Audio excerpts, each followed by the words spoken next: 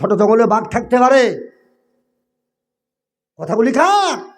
আল্লাহ তাআলার। এই জন্য সে দিলের চোখ খুলে গেল, চোখের পানি ফেলতে ফেলতে যে কোরআন নিয়ে বসলো। সুবহানাল্লাহ। ভাইগো, আমরা দুনিয়ায় থাকার জন্য আসি নাই, চলে যেতে হবে।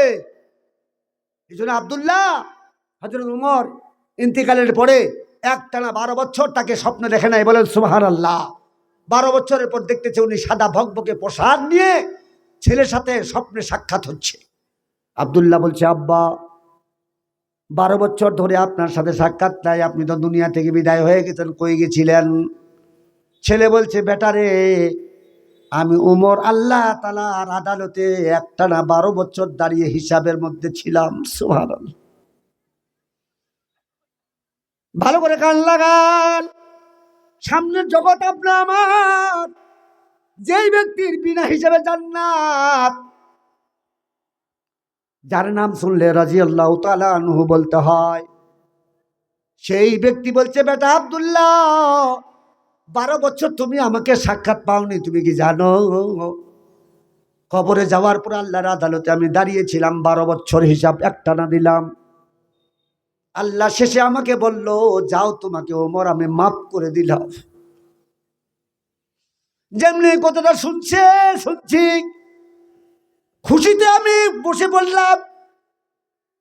40 জন মুতামতির 70 জন ফেরেশতা জান্নাতের পোশাক পরায় আমাকে দিল, যাও, তুমি আল্লাহর মেহমান।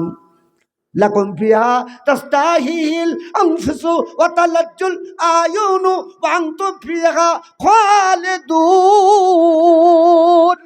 আল্লাহু আকবার। আল্লাহর তরফ থেকে যদি মাফের ঘোষণা না হয়, বক্তা, শ্রোতা, ইমাম, মুহাদ্দিস কেউ বাঁচতে পারবো না বন্ধু। এই জন্য আমি কে? আল্লাহকে একটু ডর করি। আল্লাহ যদি আমার 1 সেকেন্ডের হিসাব ধরে, আমি কোনদিন কালো বাঁচতে পারবো না। আমি ইবাদত করি, অথচ আমার অধীনস্থ পরিবার মহিলারা যে অবস্থা চলছে, কি দিয়ে বলবো ভাই গো? কিছু মায়েরা, মুসলিম শরীফের হাদিসটা বলার টাইম নাই, আমি অল্প সময় নেমে যাব। বক্তা অপেক্ষা করছে। যে মহিলার, যে মায়ের, যে বোনের, যে দাদির, যে ফুপির 6টা দোষ থাকবে, আল্লাহর কসম করে বলছি, মুসলিম শরীফের হাদিস, সে কোনদিন কালো জান্নাত যেতে পারবে না। 6টা গুণ, দোষ কি শুনবেন আপনারা? কথা বলে শুনবেন? কারা শুনবেন না হাত তুলে দেখান তো, কারা শুনবেন না? उल्फत में बराबर है, उफाकों की जुफाकों, हर चीज में लज्जत है, अगर दिल में मजा है। बारे खाबा खल के बंशी जुमला राजो, बारे खाबा खल के बंशी जुमला राजो, बाखुदा तस्कीर हुईला कैरवान। नारे तबकीर। সাউন্ড হয় না এই কয়টা লোকে, আরো তো সাউন্ড হওয়ার কথা। নারাই তাফকির, কোরআন হাদিসের আলো। তোবা করেন, ঘরে জ্বালবেন কোথায়? ঘরে তো সারা জ্বাললেন, সবখানে জ্বালো। কোরআন হাদিসের আলো, এটাই হলো মূল। লিল্লাহে তাকবীর। মাশাআল্লাহ, খুশি হলাম। 1 নম্বর, যে মহিলার চুল অন্য পুরুষে দেখতে পাবে, ফাকাদ হাবিতা আমালু, মোবাইলে রেকর্ড করে নেন, তার জীবনের একটাও আমল কবুল হবে না, সে চলে যাবে জাহান্নামে। যে মহিলার চুল অন্য পুরুষে দেখবে, যতগুলি চুল দেখবে, অতগুলি চুল পরিমাণ আল্লাহ সাপ বানায় তার জন্য কবরে পাঠাই দিবেন। এই জন্য নবী বলছে, হুফারিন নার, এমনকি বাপ হয়েও ওই মহিলার চুল দেখতে পাবে না। এটা ইসলাম। সে যতই তাহাজ্জুদ পড়ুক, যতই রোজা রাখুক, যত তাসবিহ টানুক, যে সে যতই সে পর্দা করুক, ফাকাদ হাবিতা আমালু, একটাও আমল গ্রহণ করা হবে না। আল্লাহকে সাক্ষী রেখে, হাজির নাজির জেনে আমি আপনাদের সামনে কথা বলছি। এটা প্রমাণ পাবেন সূরা হাজাব 41 নম্বর আয়াত। কয়টা দোষ কথা বলেন? আমল করবেন, এটা বলে আমি নেমে যাব। কয়টা? 6টা। 1 নম্বর, মাথার চুল নিজের বাপকেও দেখানো যাবে না, বৈধ নয়। এই মহিলার চুল যতগুলি পুরুষ দেখবে অতগুলি সাপ বানায় তার জন্য কবরে আগে মোতায়েন করা হবে। মুসলিম শরীফের হাদিস। 2 নম্বর, ওই স্ত্রীর উপরে যদি স্বামী শরীয়ত পণ্য মোতাবেকে অসন্তুষ্ট থাকে, স্বামী যদি তার উপর রাজি না থাকে, খুশি না থাকে, তাহলে সে জাহান্নামে চলে যাবে। জীবনে যতই আমল করো কবুল হবে না, শর্ট করে দিচ্ছি। 3 নম্বর, স্বামীর সাথে হাসি খুশি নেই, দেবরের সাথে, মহল্লার অন্য অন্য পুরুষের সাথে কি আর কি ফাজলামি, নমনীয় ভাষা। স্বামী ঘরে আসলেই মুখ কালা করে থাকে। কয়টা হলো? 3টা। 4 নম্বর, শরীর যখন অসুস্থ হয়, অসুস্থ বুঝেন তো, নাপাক হয়, সে পবিত্রতা হতে অলসতা করে, গা ঢিলামি করে, পবিত্রতার গুরুত্ব তার কাছে নাই। সে যতই আমল করুক, যত তাহাজ্জুদ পড়ুক, একটাও সেজদা কবুল করা হবে না, সে মরলেই সাথে সাথে জাহান্নামে। কয়টা হলো? 4টা। 5 নম্বর, কথায় কথায় তারা ক্রিয়া খায়, শপথ করে, অথচ আল্লাহ তাআলা ব্যতি রেখে পৃথিবীর কারো নামে ছেলের মাথায়, মেয়ের মাথায় কোরআন, এটা ওটা, মাটি, এগুলি সে কি করে? সে ক্রিয়া খায়, শপথ করে। এটা বৈধ নয়। কথায় কথায় কোনোদিন ক্রিয়া, কথায় কথায় কোনোদিন শপথ করবেন না। যদি শপথটা করতে চান একমাত্র আল্লাহর জন্য করবেন। যদি কথায় কথায় শপথ করেন, মহিলারা কিন্তু এইভাবে শপথ করে। 5 নম্বর হলো এটা। 6 নম্বর, স্বামীকে জ্বালায়। 6 নম্বর হলো অন্যের মাল সামানা দেখে, অন্যের পরিচর্যা দেখে, অন্যের সম্পদ দেখে, অন্যের বাড়িঘরের বিলাসিতা দেখে কি করে? সে মন খারাপ করে, ভিতরে জ্বালা পাড়া শুরু হয়। এই মহিলাও কোনোদিন জান্নাত যেতে পারবে না। কারণ আল্লাহর হাবিব রাসূল আকরাম সাল্লাল্লাহু পড়েন সাল্লাল্লাহু আলাইহি ওয়াসাল্লাম,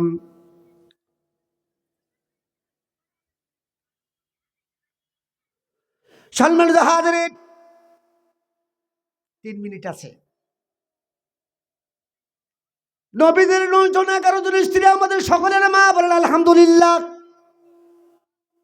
অস্বীকার করলে ঈমান চলে যাবে। আমাদের রুহানির মা, আল্লাহর হাবিবের একসাথে 9 জন স্ত্রী বিদ্যমান ছিল। বন্ধু, অন্যের সম্পদ দেখে যে জ্বালা পেরা শুরু হয় যে মহিলার, আরে আমার প্রতিবেশী ঘরে অট্টালিকা বানায়, পাকা করলো আমার ফুসের ঘর, তারা আইটেম কত খানা খায়, রমজানের জন্য কত খানার আয়োজন, আমার তো লবণ বাচ্চারা উপায় নাই। 6 নম্বর দোষটা বড় মারাত্মক দোষ। আল্লাহর হাবিব বলছেন যে মহিলার এই গুণটা থাকবে, দোষটা থাকবে, সে কঠিন কালো জান্নাত যেতে পারবে না। কারণ ভালো করে মাসালা নেন, পৃথিবীর মধ্যে সবচেয়ে গরিবের সংসার, গরিবের রমণী ছিলেন ফাতেমাতুজ জোহরা রাদিয়াল্লাহু তাআলা আনহা। তার মধ্যে গরিব অতীতও আসে না, কিয়ামত পর্যন্ত একটা গরিবের কন্যা আসবে না। বলেন সুবহানাল্লাহ। গভীর রাত্রে আল্লাহর হাবিব একটা আয়াত নিয়ে আসলেন জিবরাইলের কাছে। জিবরাইল আলাইহিস তাসলিম বললেন, ইয়া আইয়ুহান নাবিয়্যু কুল লিআজওয়াজিকা ইন কুনতুন্না তুরিদনা।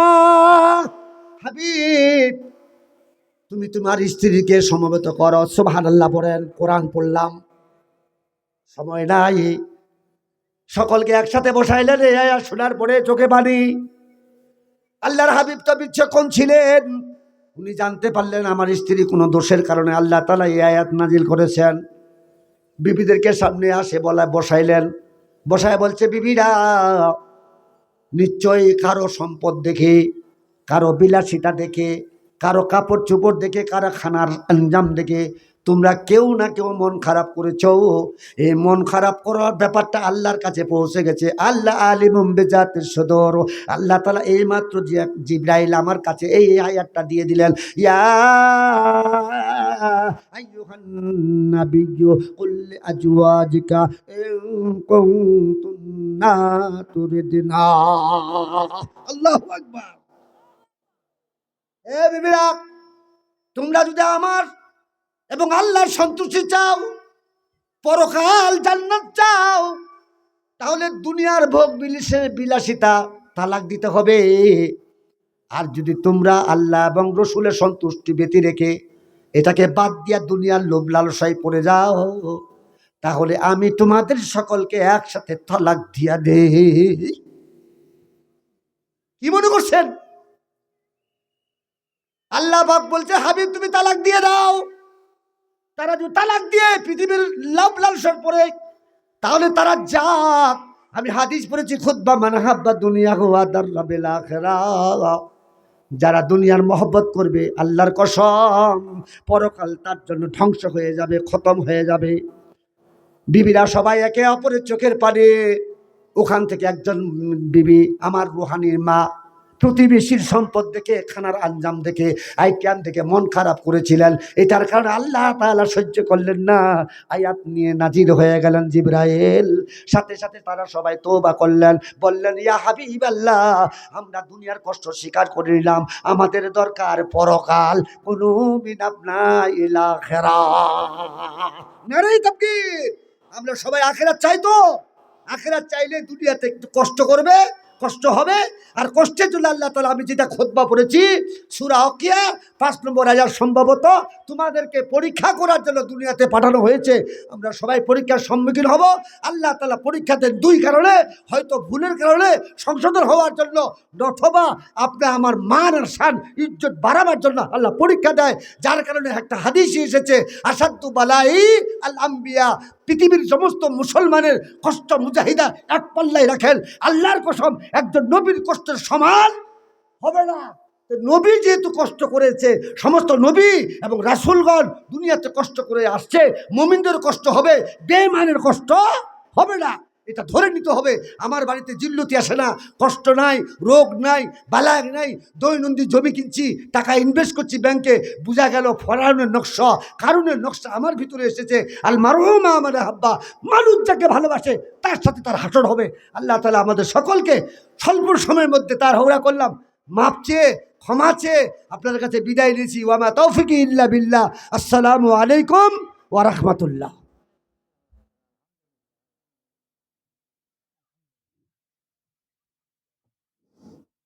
মাশাআল্লাহ, জাযাকাল্লাহু আহসানাল জাযা হযরতকে।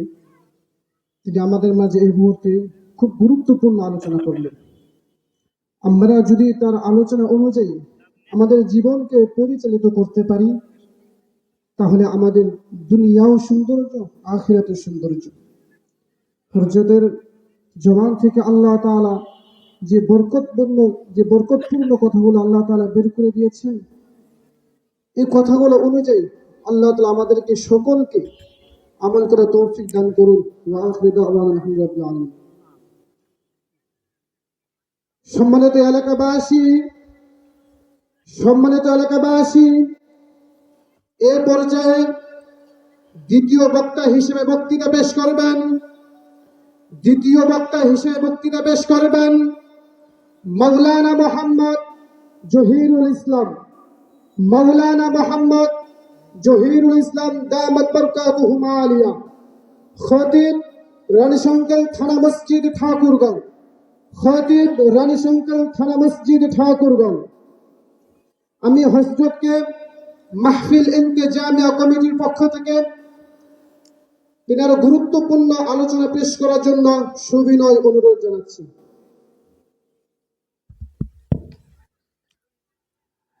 আসসালামু আলাইকুম ওয়া রাহমাতুল্লাহি ওয়া বারাকাতুহু।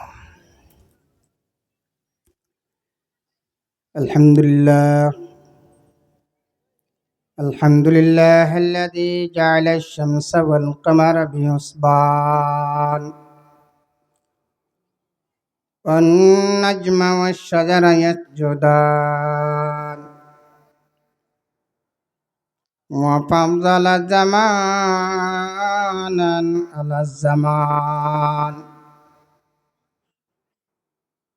كما فضل مكانا على المكان وإنسانا على الإنسان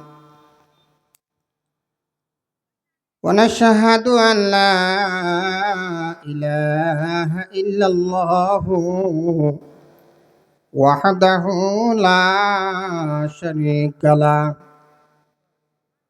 ونشهد أن سيدنا وسندنا ونبينا وشفينا وحبيبنا ومحبوبنا وطبيبنا وطبيب قلوبنا محمدا المصطفى صلى الله عليه وسلم أرسله بالحق بشيرا ونذيرا وداعيا إلى الله بإذنه وسراجا منيرا أما بعد فقد قال الله تعالى في كلامه المجيد والفرقانه الحميد أعوذ بالله من الشيطان الرجيم بسم الله الرحمن الرحيم